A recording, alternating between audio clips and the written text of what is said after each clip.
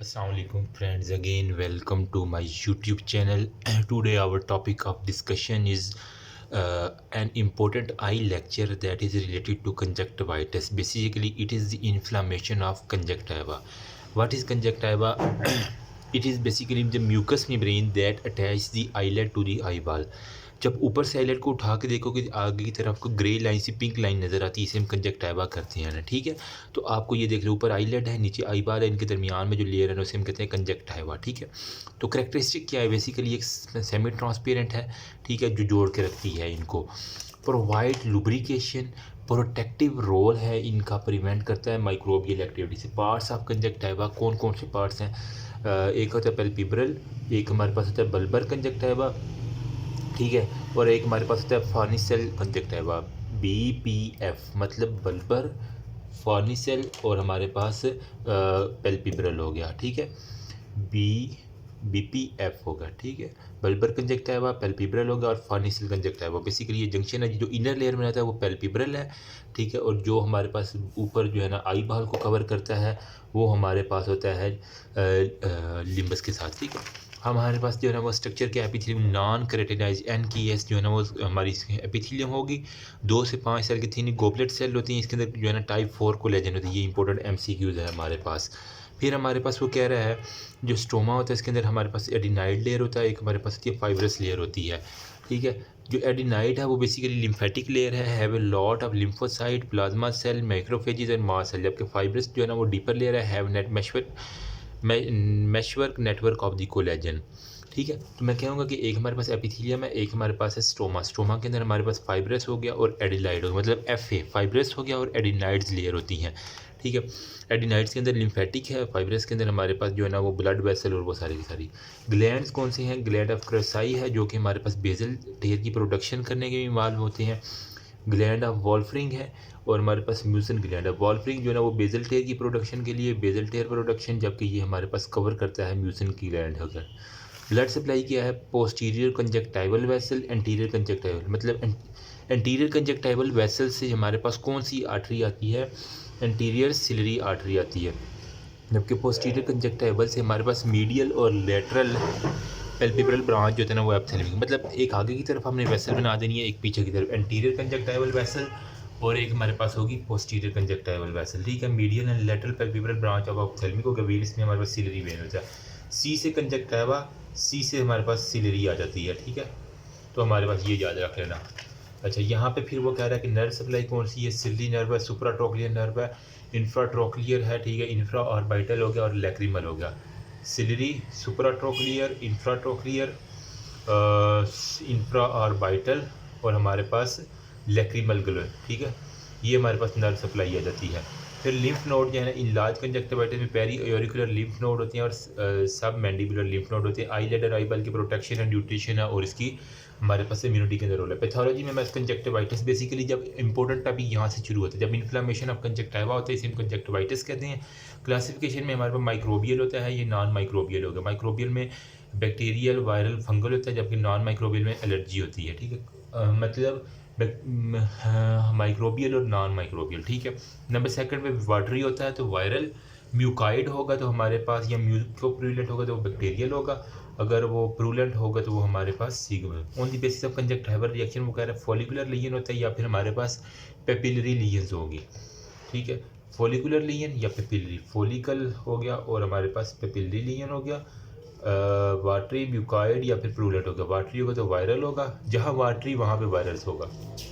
अच्छा जी, फिर वो कह रहे हैं सिम्टम्स में हमारे पास लैक्रिमेशन है, स्टिंगिंग है, ग्रिडनेस है, बर्निंग है, ग्लोइंग होता है जिसका, ठीक है। लेकिन वहाँ पे हमारे पास डिस्चार्ज वाटरी नहीं। ब्लेफराइटिस वाले केस में हमारे पास कंजक्टिवाइटिस दोनों मरीज में नो पेन और नो जो है ना वो कंजक्टिवाइटिस वाले मरीज में जो है ना हमारे पास पेन और हमारे पास टेंडरनेस नहीं होती। अगर खारिश बहुत ज़्यादा तो एलर्जी कंजक्टिवाइटिस है। डिस्चार्ज हो जाता है कंजक्टिवल रिस्पॉन्स में फॉलिकुलर पेपिलरी ग्रोथ होगा। पिंक आई होगा तो बैक्टीरियल होगा, अगर रेड होगा तो वायरल होगा, ठीक है। सुरख जो है ना वो हमारे पास वायरस है और पिंक जो है ना वो बैक्टीरिया होता है। पिंकी बैक्टीरिया होगा ना, ठीक है, पिंकी पीने को बैक्टीरिया होगा, ठीक है। अगर पिंक होगा तो बैक्टीरियल, अगर रेड होगा तो हमारे पास वो वायरल होगा, ठीक है। सब कंजक्टिवल हेमरेजेस देखी जाती हैं। फिर कीमोसिस है, एडिमासिस है, ये भी वायरल अगर पेपिलाई सीन हो तो हमारे पास एलर्जिक है। अगर फॉलिकल्स आपको दिख जाए तो वो हमारे पास वायरल होंगे। ठीक है, मतलब पेपिलाई है यूं यूं करके तड़फड़ से बने हुए हैं ना, तड़फड़। ठीक है, तो अगर फॉलिकल्स हैं, ठीक है, तो वो हमारे पास वायरल होगा। फक करने पे हमारे पास वायरल होता है। ठीक है, फिर हमारे पास अगर वाइटिश मेम्ब्रेन होगी, ठीक है, तो इसे हम डिप्थेरिया की वजह से डिप्थेरियल कंजक्टिवाइटिस कहेंगे। ठीक है, सफ़ेद मेम्ब्रेन बैक्टीरियल, रेड आई जो है वायरल, पिंक आई बैक्टीरियल, फिर फॉलिकल जो है ना वो तड़फड़ से बन जाते हैं, जो कि हमारे पास होती हैं एलर्जिक की वजह से। फॉलिकल जो है ना वो वायरस की वजह से FV होगा ना, जबकि पेपिलाई जो है ना वो हमारे पास PA एलर्जिक होते हैं। ठीक है, फिर वो कह रहा है इस मरीज़ में लिम्फेडिनोपैथी वायरल में वाटरी डिस्चार्ज होता है, फिर बैक्टीरियल होता है, फिर हमारे पास कॉर्निया अगर इन्वॉल्व होगा, फिर सिस्टेमिक सिम्टम्स भी आएंगे, फीवर भी होगा उस पेशेंट को, फिर एंजाइटिस भी साथ साथ हो जाएगा। कंजक्टिवाइटिस में हमारे पास बैक्टीरियल कंजक्टिवाइटिस सबसे ज़्यादा है, म्यूकोपुरुलेंट पुरुलेंट हो गया और मेम्ब्रेनियस होता है। ठीक है, तो म्यूकोपुरुलेंट एक्यूट होता है, एक्यूट हाइपर एक्यूट हो गया। ठीक है, उसके बाद हमारे दूसरे नंबर पर मेम्ब्रेनियस में हमारे पास एक्यूट होता है, म्यूकोपुरुलेंट पुरुलेंट, और हमारे पास नंबर 3 पे मेम्ब्रेनियस होता है। ठीक हो गया, जो म्यूकोपुरुलेंट डिस्चार्ज है वो रेडनेस होता है, जो स्टेफ ओरियस, एच इन्फ्लुएंजा और स्ट्रेप्टोकोकस निमोनिया की वजह से हो जाता है। जबकि म्यूकोपुरुलेंट ये हो गया बैक्टीरियल कंजक्टिवाइटिस, इन्फ्लामेशन है, हाइपर एक्यूट अटैक है। ठीक है, तो सबसे पहले हमारे पास आ गया म्यूकोपुरुलेंट पुरुलेंट और फिर मेम्ब्रेनियस हो गया। म्यूकोपुरुलेंट में हमारे पास एक्यूट होता है, एक्यूट के अंदर हमारे पास क्या क्या आएगा, अगर वाटरी होगा तो वायरल होगा, अगर प्रूलेंट होगा तो वो म्यूकोप्रूलेंट में हमारे पास स्टेफ ओरियस, एच इन्फ्लुएंजा और स्ट्रेप्टोकोकस निमोनिया, जबकि यहाँ पे गोनोकोकल निजेरिया होगा, जेनिटल हेर्पेस और मेलेरिया।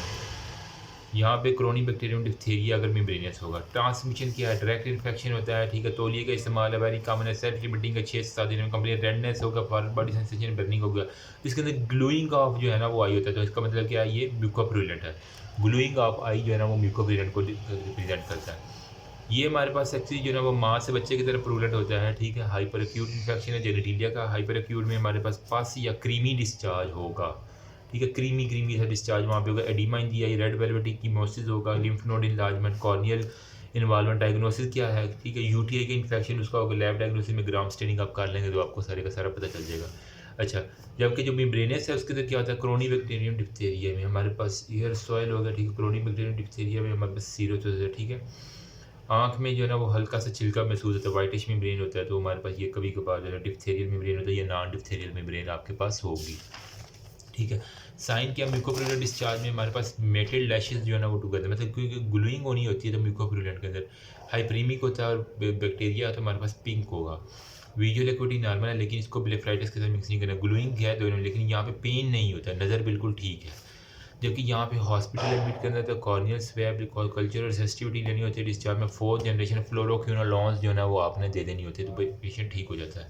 ठीक है, फिर लैब डायग्नोसिस में वो कह रहा है कि सफ़ेद मेम्ब्रेन को पील ऑफ कर दो, एंटीटॉक्सिन हो जाएगी। पॉलीफेक्स ऑइंटमेंट, आई ड्रॉप, जेंटामाइसिन, टोब्रामाइसिन वो दे देंगे तो आपके पास हो जाएगी। ठीक है, तो मरीज़ आया, वाटरी आई है, फॉरेन बॉडी सेंसेशन है, बर्निंग, रेडनेस, ग्लोइंग है, सुबह उठने पे ग्लोइंग हो जाती है। ठीक है, तो ब्लेफराइटिस में भी ग्लोइंग होती है, लेकिन कंजक्टिवाइटिस में भी ग्लोइंग होती है, लेकिन यहाँ पे पेन नहीं है, तो यहाँ पे एंटीरियर इन्फेक्टिव ब्लेफराइटिस का केस होगा। वायरल कंजक्टिवाइटिस में हमारे पास होता है वाटी होता है, एडिनो, चिकन, पिकोरना और हर्पीज़ होता है। एडिनो, चिकन, पिकोरना और हर्पीज़ वायरस जो है ना वो हमारे पास होगा। ठीक है, अब यहाँ पे एपिडेमिक कैरेटो कंजक्टिवाइटिस या फिर फेरेंजियल कैरेटो कंजक्टिवाइटिस हो सकता है। ठीक है, 2 तरह से हमारे पास वायरल होता है, एपिडेमिक कैरेटो कंजक्टिवाइटिस या फिर हमारे पास ये फेरेंजियल कैरेटो कंजक्टिवाइटिस होता है। एक्यूट इन्फ्लामेशन होता है, कॉर्नियल रिएक्शन होता है, फॉलिकुलर सीन होता है। एडिनो वायरस में हमारे पास 80 to 90% केसेस में 49 सीरोटाइप्स हैं। अच्छा, यहाँ पे एंडेमिक है और PCF होगा, एंडेमिक कैरेटो कंजक्टिवाइटिस, और हमारे पास फेरेंजियो कंजक्टिवाइटिस फीवर हो गया। ये 2 तरह के हैं, वो आपने नहीं भूलना, बहुत इंपॉर्टेंट है। ठीक है, एंडेमिक कैरेटो कंजक्टिवाइटिस, फेरेंजियो कैरेटो कंजक्टिवाइटिस। एंडेमिक में ये फैल जाता है, फेरेंजियो में हमारे पास ऐसा कुछ नहीं होता। ठीक है, एक्यूट होता है, वायरस जो है क्योंकि वो एंडेमिक हो सकता है, या फिर हमारे पास फेरेंजियो कंजक्टिवाइटिस हो सकता है। ठीक है, सुपरफिशियल केराटाइटिस है ड्यू टू एडिनो वायरस 8, 19 और 13 जो है ना वो सीरोटाइप मोस्ट कॉमनली होती है। हाईली इन्फेक्शियस है, हाईली कॉन्टीजियस है, इंक्यूबेशन पीरियड इसका हमारे पास 28 दिन का होता है, ठीक है। बाद में सिम्टम्स की ट्रांसमिशन जो है ना वो आकुलर सेक्रेशन के ज़रिए होती है। मरीज़ कहेगा कि आंखों से जो है ना वो शदीद पानी आता है, ठीक है। साथ में डिस्कम्फर्ट है, रेडनेस है, ठीक है, फोटोफोबिया, साथ में ब्लाइंडनेस है, कभी कभार ओपेसिटी भी बन जाती है ना, ठीक है। अच्छा, साइन में कीमोसिस है, एडीमा है, रेडनेस है, फिर सूडोमेम्ब्रेन यहाँ पे दिखती थी, फॉलिकल केराटाइटिस और लिम्फ नोड की हमारे पास इनलार्जमेंट देखी जाएगी, ठीक हो गया। फिर वो कह रहा है कि हमारे पास एंडेमिक केराटोकंजक्टिवाइटिस और फेरेंजियो केराटोकंजक्टिवाइटिस दोनों में क्या फ़र्क है। इसके अंदर जो है ना वो एडिनोवायरस 8, 19 और 37 होता है, जबकि यहाँ पे 3, 4 और 7 एडिनोवायरस की सीरोटाइप आपके पास आएगी, ठीक है। यहाँ पे लिम्फ नोड की इन्लार्जमेंट होता है, वाटर डिस्चार्ज होता है, ठीक है। यहाँ पे फॉलिकल की केराटोकंजक्टिवाइटिस फीवर होता है, फेरेंजाइटिस होता है, ठीक है, और हेडेक हो गया, रिस्पिरेटरी ट्रांसमिशन के अंदर हमारे पास होता है। तो अभी तक हमने जो है ना वो दो तरह से पढ़े हैं, बैक्टीरियल हो गया, वायरल हो गया। बैक्टीरिया में म्यूकोप्रूलेंट प्रूलेंट हो गया या मेम्ब्रेनस हो गया। म्यूकोप्रूलेंट में स्टेफ ऑरियस, निजेरिया में डिप्थेरिया या नॉन डिप्थेरियल हो जाता है, जबकि यहाँ पे एडिनोवायरस में एंडेमिक केराटोकंजक्टिवाइटिस या फेरेंजियो कंजक्टिवाइटिस फीवर होता है। एंडेमिक में वाटरी या रेडनेस एडीमा यहाँ पे सेम है, यहाँ पे साथ में फेरेंजाइटिस भी होगा, आपको फीवर भी होगा। पिकोरना वायरस, हर्पीज वायरस और ये सारे का सारा आपका हो जाएगा, ठीक है। पिकोरना में हमारे पास एक्यूट हेमोरेजिक कंजक्टिवाइटिस होगा, रेयर होता है, ठीक है। इंटेरोवायरस 17 की इंक्यूबेशन 1 से 2 दिन है, हाईली कॉन्टीजियस है, लो सोशो इकोनॉमिक स्टेटस है, क्राउडेड प्लेस की तरह है। जो हैंड वॉश जो है ना वो नहीं अच्छे से करते, उनके अंदर बाइलेटरल ये इन्फेक्शन वो कह रहा होता है, वाटरी होता है, रेड आई होता है, सिवेलन आईलेट होते हैं, वाटर डिस्चार्ज होता है, सब एक्यूट हेमोरेजेस आपको दिख जाते हैं, ठीक है। जबकि हर्पीज़ के अंदर स्किन है, आईलेट का इन्फेक्शन है, कंजक्टाइवा का है, वेजिकल होती है, जेनिटल लीजन होती हैं अराउंड दी आई बाल, वाटरी डिस्चार्ज, हाइपरीमिया, कीमोसिस, फॉलिकल, यहाँ पे केराटाइटिस होता है, यूवीआइटिस होता है, ओपेसिटीज होता है, ठीक है। यहाँ पे वो सारी की सारी हैं। जबकि हमारे पास यहाँ पे क्या मैकेनिज्म, क्या वायरल स्किन के अंदर हो जाता है, ठीक है। May be involve conjunctiva, nodule होता है, सर्जरी होती है, ऑक्सीजन और क्रायोथेरेपी आप निकाल लेती होती है, डायग्नोसिस आप इम्यूनोग्लोबुलिन टाइटर करवा लेंगे, पीसीआर करवा लेंगे, तो आपको सारे का सारा पता चल जाएगा। क्लेमाइडियल में हमारे पास क्या होता है, कंजक्टिवाइटिस के अंदर intracellular obligate bacteria gram negative है क्लेमाइडिया बेसिकली। तो ये नॉन मेटाबॉलिक मशीनरी में 3 टाइप्स होती हैं, ट्रैकोमा, एडल्ट इंक्लूजन कंजक्टिवाइटिस या न्यूनेटल कंजक्टिवाइटिस। अब बेसिकली ट्रैकोमा क्या होता है, क्रोनिक इन्फ्लामेशन बाइलेटरल सिकाट्रेशियस स्कारिंग जो है ना उसे हम कहते हैं ट्रैकोमा, ठीक है।